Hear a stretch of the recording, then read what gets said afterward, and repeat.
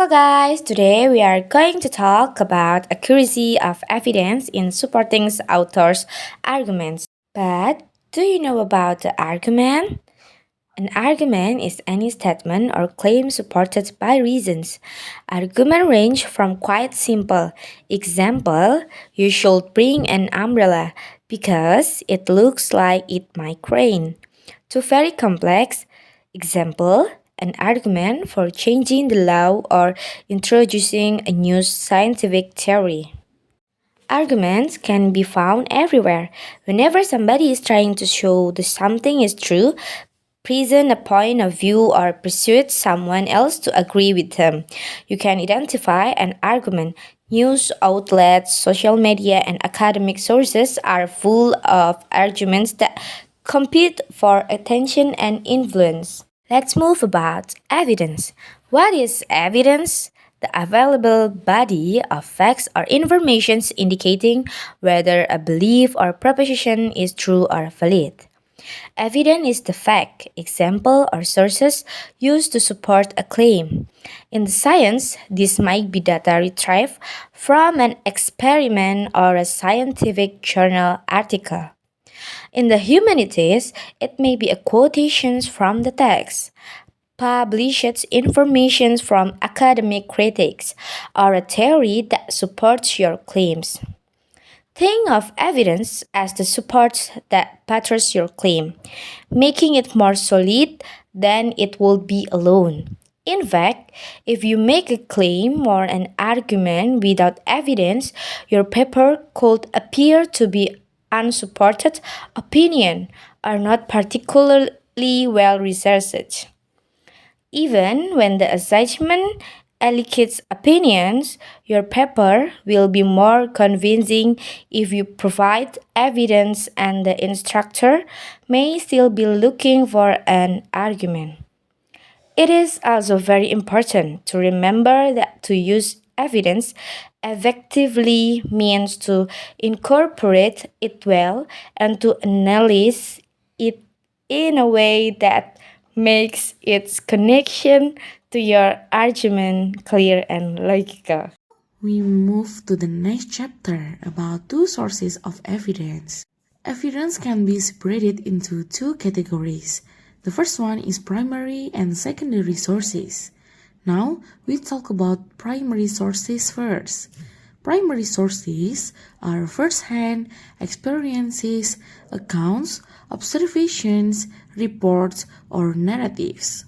Primary sources could include diaries, letters, contemporary, newspaper, or eyewitness accounts of events. Official documents like the Canadian Charter of Rights and Freedoms, the data collected from surveys and lab results are also primary sources. In the humanities, the text you are writing about is also considered your primary text. So, for example, if you are writing a paper on Macbeth, then the play is your primary source. In the science, primary sources are also the result of an experiment that have been peer-reviewed and published in academic journal. And the second one is secondary sources.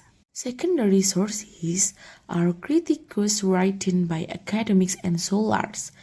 These sources are considered secondary because they examine primary sources to present an argument or support a point of view. As such, they may be selective with their evidence or insert themselves in a debate happening among a number of scholars. In the science, reviews, which are surveys of articles that demonstrate an understanding of a field, are considered secondary. It is a good idea to be aware of the bias in secondary sources when employing them as evidence. Frequently, the assignment will specify whether you need to use primary or secondary sources. However, if you are unsure about what kind of sources you need, ask your professor for clarification. Among the forms of evidence you might draw from are graphs, charts, tables, or feature statistic, experiment or studies done by peer-reviewed sources, surveys conducted by reputable sources, or interview or quotes or paraphrase from primary sources, quotes or paraphrase from secondary sources. And categories of evidence that are essential to gain the audience's confidence in the writer's assertions. These categories are fact, judgment, and testimony. Now, we talk about the fact first. Facts are among the best tools to involve the reader in the argument.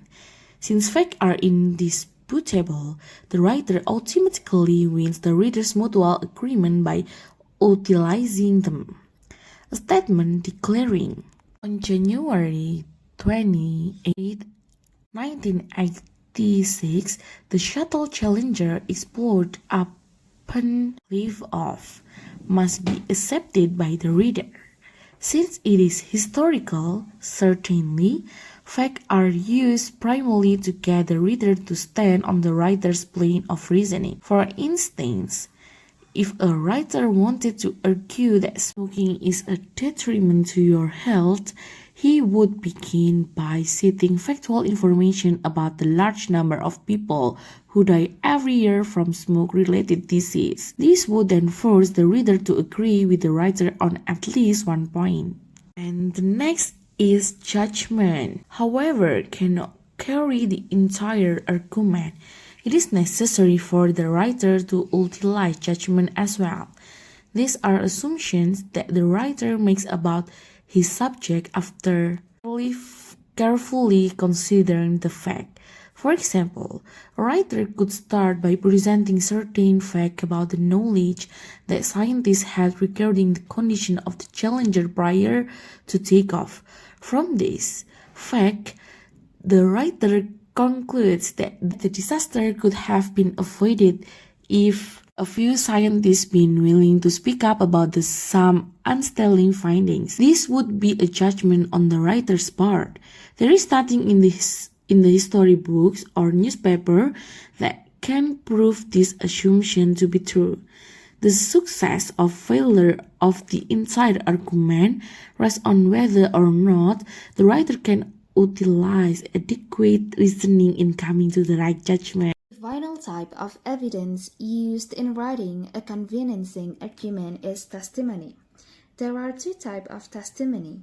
The first one, the account of an eyewitness, and the second one, the judgment of an expert who has had the chance to examine and interpret the facts. Both of these lend validity to argument. The eyewitness can supply important facts for the writer to use, and the expert can provide valuable judgment in order to give strength to the argument. For instance, in the case of the Space Shuttle Challenger, the writer might use the testimony of one of the personnel who has present at NASA meetings before the launch. The writer might also use an astrophysicist's opinion about whether or not evidence existed before takeoff that the shuttle was not safe to launch. However, the writer must exercise caution when employing these two types of testimony in his or her paper. Eyewitness accounts cannot always be reliable. No one person has an objective view of an event. Also, an expert's opinion is not beyond dispute. Another expert in the same field of study may find faulty reasoning in the first expert's judgment. Also, the writer must be careful not to use an expert in one field to make a judgment about a subject in other. Imagine the absurdity of computer genius Bill Gates making an official statement on archaeology. In order to use evidence effectively, you need to integrate it smoothly into your essay by following this pattern. The first is state your claim, and the second is give your evidence, remembering to relate it to the claim. And the third is comment on the evidence to show how it supports the claim. Comment on the evidence to show how it supports the claim. Now we move to the next chapter talking about weak and strong uses of evidence. To see the differences between strong and weak uses of evidence, Here are two paragraphs that we provide on our video.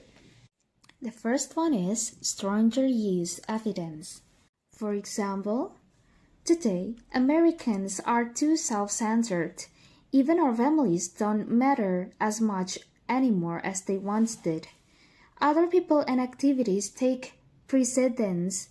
In fact, the evidence shows that most American families no longer eat together, preferring instead to eat on the go while rushing to the next appointment. Sit-down meals are a time to share and connect with others. However, that connection has become less valued as families began to prize individual activities over shared time, promoting self-centeredness over group identity. This is a far better example, as the evidence is more smoothly integrated into the text. The link between the claim and the evidence is strengthened, and the evidence itself is analyzed to provide support for the claim. Now, compare it with the weak use of evidence. For example, today, we are too self-centered. Most families no longer sit down to eat together, preferring instead to eat on the go while rushing to the next appointment. Everything is about what we want. Now, this is a weak example of evidence because the evidence is not related to the claim. What does the claim about self-centeredness have to do with families eating together? The writer doesn't explain the connection. The same evidence can be used to support the same claim, but only with the addition of a clear connection between claim and evidence and some analysis of the evidence cited. After we learned about strong and weak evidence, now let's move to how to know the accuracy of evidence itself. When reading or listening to others' arguments as well as planning your own, you must determine if the evidence is credible, accurate, and reliable. If the evidence does not meet these criteria, then your argument is more likely to fail. To evaluate evidence for credibility, accuracy, and reliability, consider these following questions. 1. Who or what is the source of the evidence?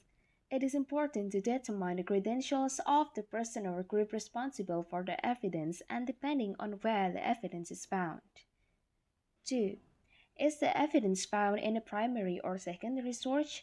A primary source is an original source such as a literary work, historical document, photo, and others, whereas a secondary source provides content that has already been interpreted. How does the evidence from one source compare and contrast with the evidence from another source? Particularly for academic writing, arguments are generally supported by evidence found in multiple sources. It is important to consider how evidence may or may not represent a pattern across the sources and the implication of that for the argument being made. How current is the evidence? Generally, you will want the evidence to be as up-to-date as possible, particularly in areas such as science, health, and technology that can evolve quickly. In some cases, if evidence is from even just 2 years ago, it may be outdated. 5. Is the evidence specific to the reasons for which it is being provided and does it ultimately support the claim? Sometimes, tangential evidence may be all that is available at the time to back a reason or reasons, but almost always the evidence should be specific to the reasons and claim, not merely related. 6. Why is the evidence important to the argument?